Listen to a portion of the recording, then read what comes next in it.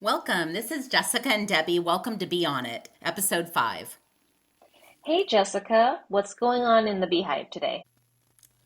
Debbie, I was thinking about the title mom and what it means to be a mom. For me, it's this overwhelming sense of being engulfed by so much love. And there's such joy, but yet there's still responsibility. And you have to be pretty selfless when you're raising children. How do you feel about the title mom? I feel like the role of mom is a really elusive title. It's something that I really can't grasp it fully. The reason why I'm not successful in the role as MOM is because I don't really understand what it means for me. I think for me, I didn't have the best mother Hmm. growing up. What I needed from a mom, I didn't get. So when I became a mom, I gave everything that I wanted as a kid to my kids. I sacrificed all my needs and wants for my children's needs and wants. Hmm. I was their protector, their disciplinarian. And, as they got older, I was their friend. It's just, sitting with them with their highs and lows and listening to them and just being there for them. That was really important to me to, really be there for them because that wasn't done for me. There's no chapter book that tells us how to be a mom. I think it's just a feeling you have and emotions, the worry, the panic, the stress you have as being a mom, but also those sweet moments where you get to see things through your children's eyes for the first time. Their new experiences for them, but for you, you've experienced it. You just see it in a different light. And then those moments where you have laughter and hugs and kisses. Oh my God, it's just out of this world. You can't even describe a kiss from your kid or a Hmm. hug from your kid. It's just magical. You were really mindful about what it meant to be a mom to you. For me, I mean, I grew up with my mom, and I really have never sat with it to really consider what it is that she means to me and her role in my life. When I think about my mom, I feel like she's always been an advocate for me, and she's also been very critical of the decisions that I make. So I kind of see two sides of the coin, but I feel like I was always able to talk to her and she could always advise me. I feel like when I think about the role of mom, it's just really hard for me. I mean, I understand that that as a basically once you get pregnant, you have a life inside of you that's growing, and you're taking care of that life physically for the most part. When they're in the womb, and then once they come out, you're also taking care of them. So I understand the caretaking role of the mom. I think for me, the emotional and psychological part of it, of being a mom, and how you really need to understand what that means for you and how to express it is really difficult for me. Oh, that's a lot to think about. I agree with you because for me, I didn't grow up with my mom after my parents divorced, and she really wasn't a very motherly figure, as what we would describe as a mom, tender, there for your child. I never had that. My dad tried, but he was a little rough around the edges. He wasn't my mom. So I kind of got this abrasiveness and tough love from him. And then with my mom, she was just more about herself. I learned if I ever had children, that was most certainly what I didn't want to be. I always knew I wanted to be a mom, and I always knew that I wanted to let them form their own path and guide them. I think that being a parent is not projecting your wants for your child onto them. Feel like they have things that they're interested in and that you foster that. And you might see something in them that they don't see in themselves. So you encourage them to see and try things that they might not normally try. If they don't like it, cool. If they end up loving it, then they can go a little deeper into exploring that. more. I've always just fostered them being themselves, no matter what. Hmm. So you see it kind of as like you're a guide, right? Like this is the path of life and development, and you're just sort of guiding them along the way, and like you said, encouraging them and seeing the things that they don't see in themselves. Right. Was I perfect at it? No, I wasn't. Like I had a lot of, trauma from my past, and so it was hard not having guidance as an adult mom. You Hmm. want to be able to, you know, talk to your mom about, hey, what did you do in this situation or what worked for you? I didn't have that. I would always question, am I doing the right thing? Could I be doing something different? I was always second guessing myself and I was always over analyzing. I'm sure that I projected that onto the kids, not meaning to. I didn't heal some of that trauma like I thought I did. I didn't realize that was something to be healed. And so as they've gotten older, I've had to be accountable after, I was told that I did such and such, and I didn't realize I did that. And I had to do a lot of apologizing and being accountable so we can move forward. That's really cool that you were able to kind of take all the disparities and all the things that weren't there in your life as a child growing up, of having like a motherly role, and sort of taking all that and turning it around and trying to emulate and be the best mom that you could be for your kids. That's really impressive. That it could have gone the other way, certainly. I'm really impressed by people who have that maternal instinct and they know it. They are very mindful of it. And when they decide to have children, they really put that maternal instinct into practice. That's awesome. I unfortunately I don't think I have much of a maternal instinct. I mean I'm just being really real with myself when I think about, because this topic is a really deep topic for me, like the role of mom, an elusive thing. I understand the idealistic role, being loving, being an encourager, be a caretaker, be a provider. I'm okay with being a provider and a caretaker. I feel like I can do that okay. I don't feel like my children were neglected physically. But all the other elements, I think it's really hard for me to understand what that is for me as a person. I feel like I feel like a lot of it has to do with whether you're ready to be a parent in the first place. I think of that when these people who aren't able to get pregnant and they want a child for the longest time. And then when they actually have a child, both people are so ready to have a child. And that's so beautiful. For me, when I think back, I wasn't really prepared emotionally and otherwise. So felt like I did a lot of catching up just to be in a place to bring a child into the world. I just felt so much responsibility, which I think all parents feel. They feel this responsibility of being able to provide for their children. My biggest aim was to be a provider for my children. When I was so focused in on that, I never the emotional and the psychological part. I'm working on it right now, but it's something that's always been lacking for me. When I first got pregnant, I shared this news with my family and I got mixed reviews. I remember my in laws being really happy about it, and my immediate family was surprised, but they were very supportive during the pregnancy and afterwards. However, I had some people, some naysayers, who were pretty negative from the get go, and it was like this feeling of, you're not ready, you're not prepared. What's going on? What are you doing?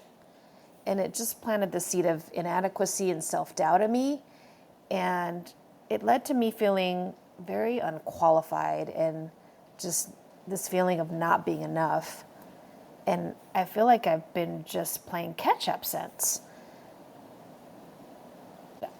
I don't have a really strong maternal instinct, but it doesn't matter. I think that when you become a mom, you can really play to your strengths. I think that I could have been curious and could have been open. I could have been really open to the possibility of the mom that I could be. And not have felt the pressure of what was expected by people around me. I think I should have really valued myself and just used my potential to step up to the role. I think that I could have really played to my strengths, and my strengths would have been that I would have been present, I would have been spontaneous, imaginative, and fun, and not have been this mom who was pre-programmed to do what others thought of a mom. Because to me, it felt very robotic and mechanical, and I just didn't really connect with my emotional side. I think that looking back, I think the best thing I could have done was to have joined a mom group, and I could have shared anxieties and hopes that I had and just formed a community. So sad, Debbie. That's sad that you didn't have that support. It's so hard. I think the title of mom is like mom's put on a pedestal, and it's this unrealistic expectation that we'll never be able to meet. No one's perfect, and we most certainly aren't going to all mom the same way because our life experiences are so different. We bring to the table who we are and what we've learned thus far. It's different for somebody that had a nurturing, loving relationship with their mom and dad. It's going to look different and you're going to parent differently. It's so hard because I think our children put an expectation on what a Yeah. mom and dad should be. Hmm. I think we were always in survival mode, providing for our children, trying to meet all their needs. You want to give everything to your kids. You want them to have this amazing experience in life, and that's not realistic. You can't give them everything, and that's okay. You do the best you can. It's an impossible title to live up to.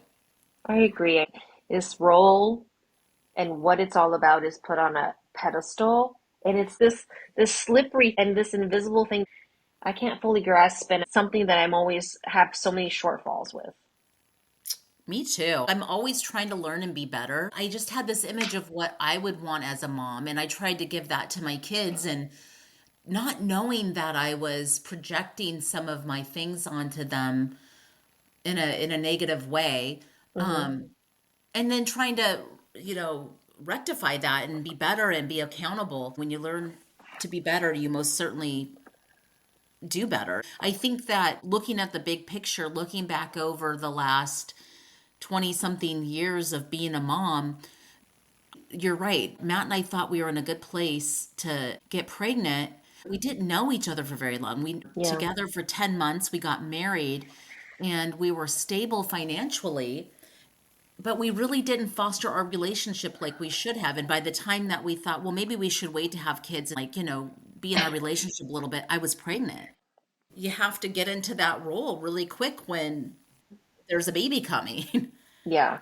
I mean, I think a lot of people can relate to the fact that they could have taken more time to build up the relationship with their partner before starting a family. I never regret it. It's the fact that I'm just really trying to reconcile it and come to terms with what that means for me because everybody's different. Everybody has different strengths and weaknesses, and that certainly plays into how they perform in the role, basically, wouldn't you say? I mean, I know my kids have gotten on me about, oh, they thought a mom should do this. And honestly, that statement of a mom should do XYZ really triggers me. It really triggers me because it's like any decent mother is gonna or parent is gonna try to do their best. And it's not just doing all the things that their children want them to do, it's doing the things that they feel that is right to do, the appropriate thing to do, there's a lot of morals and values involved in how somebody parents too. It's yeah, you don't want to enable a child and do No. everything for them. No, that's their work too. They have a lot of work to do. But whenever my children or other people say a mom should do this, or as a parent you should do this, XYZ, it is so triggering for me. In fact, I had a conversation with my daughter, and I think there was some talk about like, oh, a mom, I thought a mom would do this, or I thought a parent would do this. I was so blatant. I said, you know what? You kind of blurt out things that you're feeling. So there's certain things that you won't say, but there's certain when their kids get old enough and can handle it and are mature enough. I was just like this. I was just like, you know what? Your mom sucks. Okay? I'm just gonna put it out there because you're saying that if that a mom should be this or a mom shouldn't be this, and you're criticizing me, and I'm trying to do the best I can under my circumstances, I'm just gonna put it out there. Your mom sucks. And I said it multiple times, and it was actually like really freeing. Let's just say it was really freeing to say that because you're always assessing how you are as a parent, and just to put it out there, that's how I feel. And just to let that other party know, be it's usually your children or your spouse or other people involved in rearing or raising a child. I mean, she's old enough that she can handle that. I wouldn't obviously say that to a child who was much younger, but she's old enough to understand that. And I just put it out there, and it was just a big release for me. That acknowledge my shortcomings. I'm gonna put it out there. It was really freeing. It was just like, I understand my shortcomings, and I want you to understand that I'm aware of that, and I'm just going to say the statement and express it that way.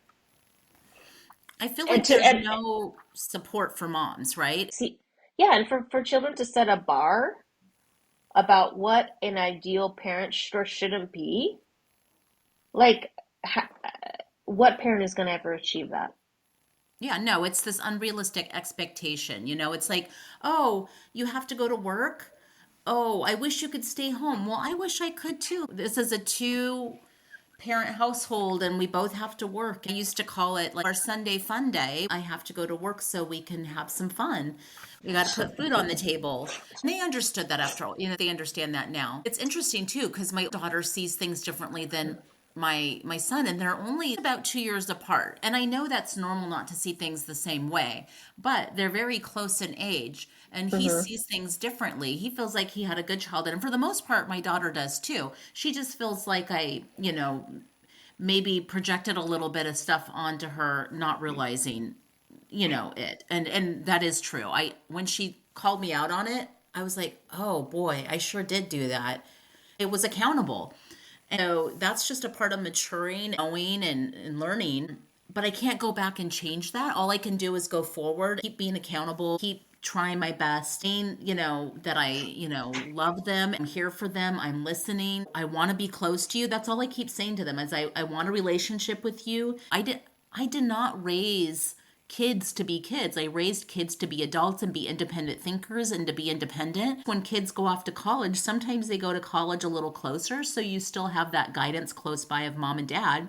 Well, my kids didn't go to school close by. They grew up independently those 4 years of college without having mom and dad nearby. And so it's a little different than if they were just, couple hours away.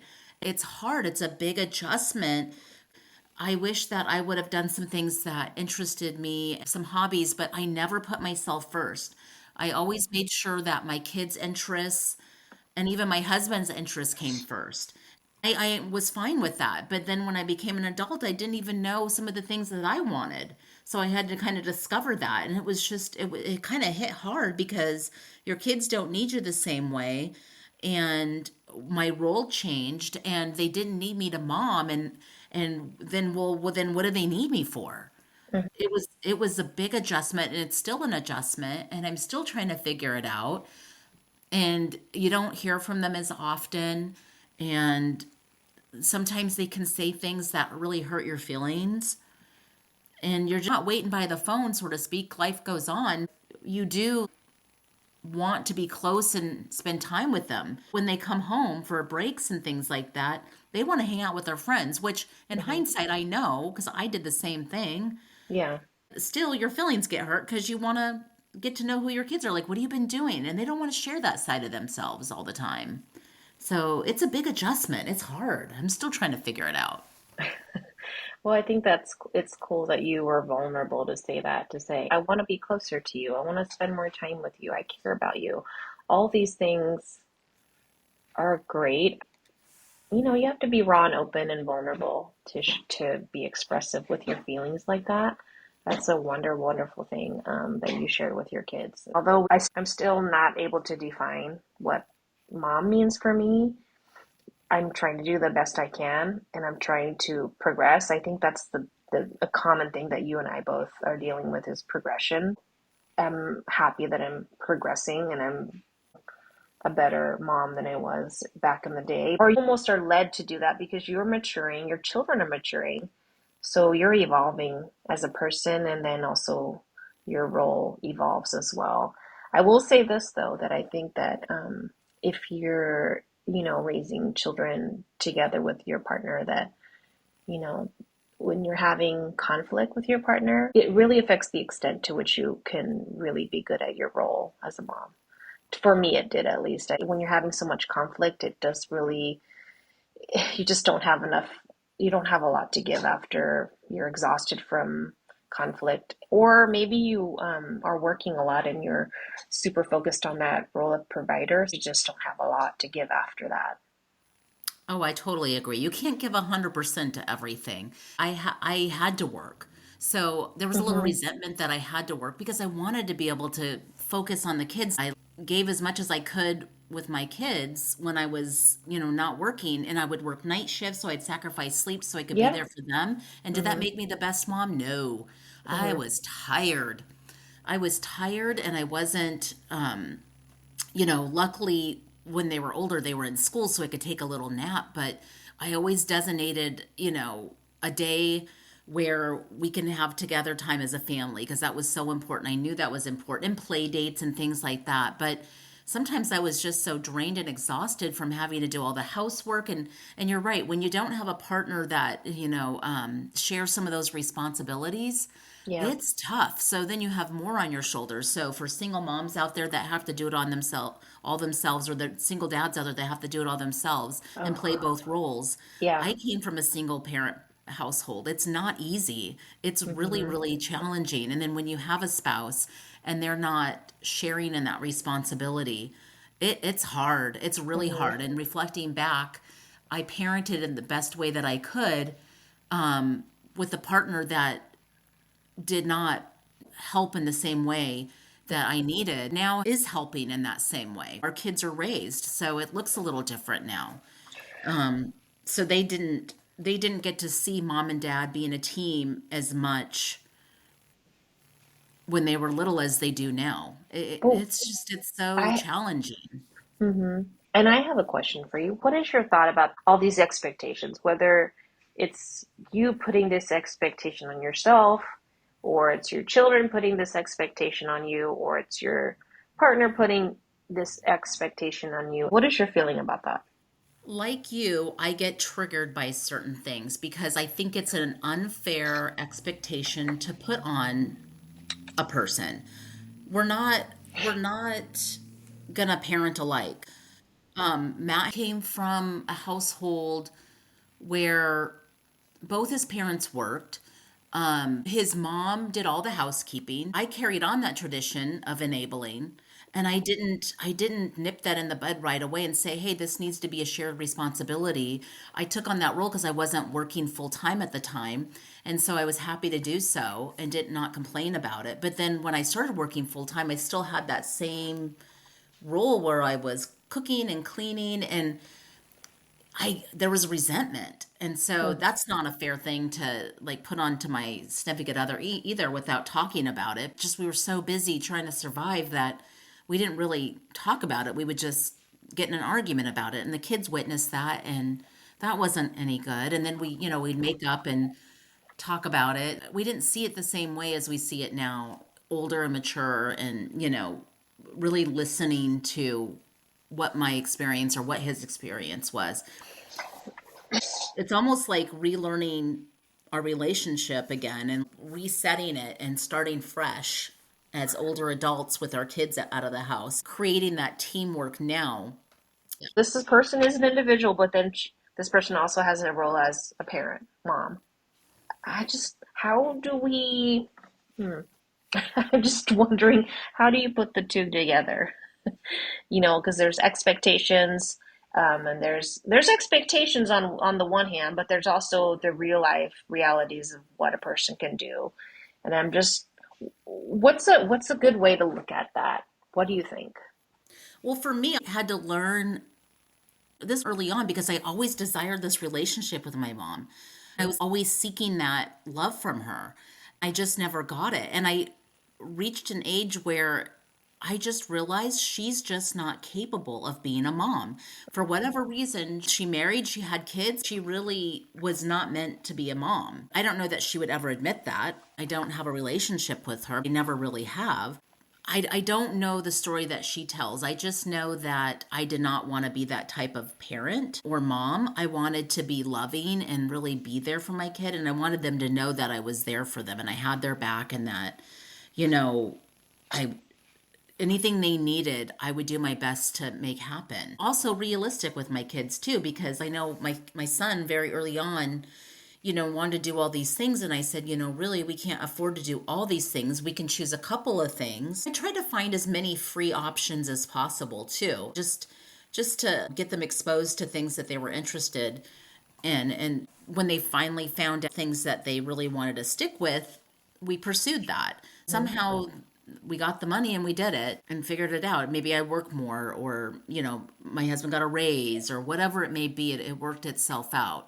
I think there is this unrealistic expectation of what a mom and dad should be and the role of Hmm. what a mom should be based off of old traditional roles that don't exist. Hmm. It's based off of a role that a mom stayed at home and took care of the kids and the dad worked. We Hmm. don't, that's not a reality in today's No, society. no, I don't think so. So we have to rewrite what that role is, and it's not going to look the same for everybody. It's just if you come from a healthy place, or if you're raising your kids not from a healthy place and breaking Hmm. cycles, it's going to look different than from a healthier place where you've had no past traumas and you're raising your family how you were raised, or Right. they just mimic that.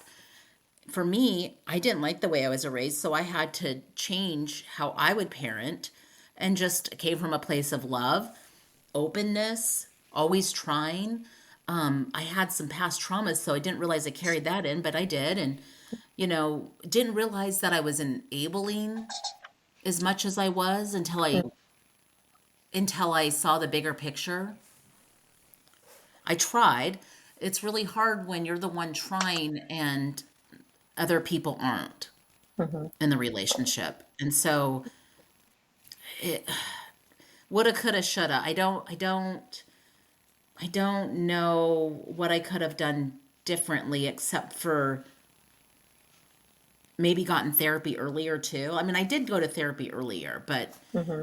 I don't think that would have changed the outcome as much. I mean, maybe if we went to like marriage counseling, it would have changed because he would have understood my side of things maybe, and but I don't know that he would have had the maturity to understand that back then like he does now. There's so many factors that come into how well you can be a parent. As you mentioned, um, the way you were brought up definitely factors in, and you can choose to go that way. You can go your own way and then go in a more positive way. I do see from what you're saying, it brings to mind a lot of things that a person really has to take inventory of themselves and not in a formal way, just really look at yourself. And I feel like these are elements that are going to be hopefully helpful in any parent child relationship would be the love that you just mentioned. So, loving your child, um, providing, which I think we've already talked about, you're going to have to provide for your children, for their physical needs, right? You're going to be able to put food on the table and take them to the doctor's office when they're sick. Um, I think the progression that we talked about, nobody's ever going to be a perfect parent, and there's never going to be a perfect child either. So it goes both ways. We're not expecting perfection. I think that when you're hopeful that you can be better, that you will gain progression along the way. And the last thing that I'm thinking about, which I think you've already spoken about or touched on, is the humility part. You have to have humility that you know you're not the best, and also be vulnerable. And I think you talked about that too, is like be vulnerable and speak with your children and express how you feel. I think it's okay to do that. There's so many things that might get in the way of being vulnerable, but once you open that door, it does help for those conversations to keep happening with your children. Obviously, they have to be age appropriate, you know. Right, I totally agree. And I think I've always been open with my kids, age appropriate wise. Mommy's sorry if I hurt your feelings. I'm going to work on that. Humility. Mm-hmm. And being vulnerable and open to change. I think that most parents, when their older children come back to them and they say, hey, these are some things that really bothered me, parents get defensive because it's easy. It's easy to feel hurt and defensive. And I think once you get defensive, they feel like they can't share with you and be open with you. So they close themselves off to sharing those things. And then you're not, fixing those things about yourself. So you have to be open and vulnerable. You have to be accountable, is number Yeah. one. It's not easy by any Mm-hmm. means, but I always wanted to do right by my children. If I did something wrong, I'd say, I'm really sorry I did that. Just apologizing and I'm going to work on that. Mm-hmm. And so I've always been that way with the kids.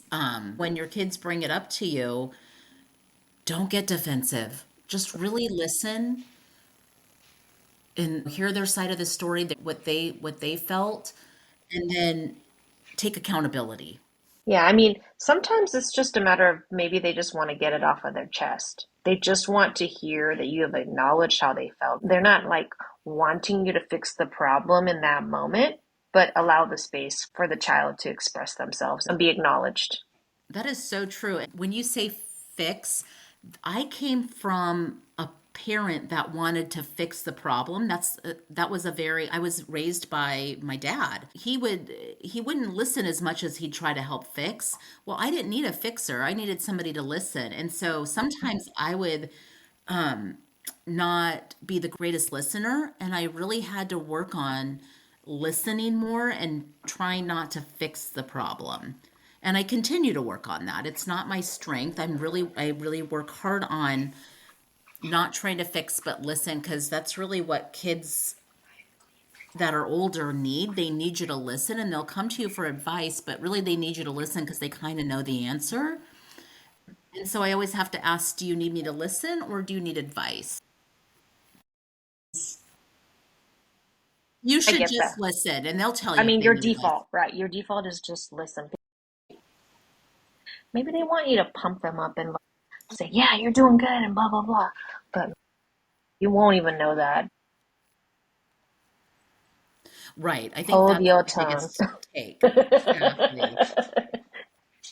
The importance of listening. I think that is, a great subject. And if you guys, want to hear more about it, join us next time on episode 6 when we talk about communication, the importance of listening.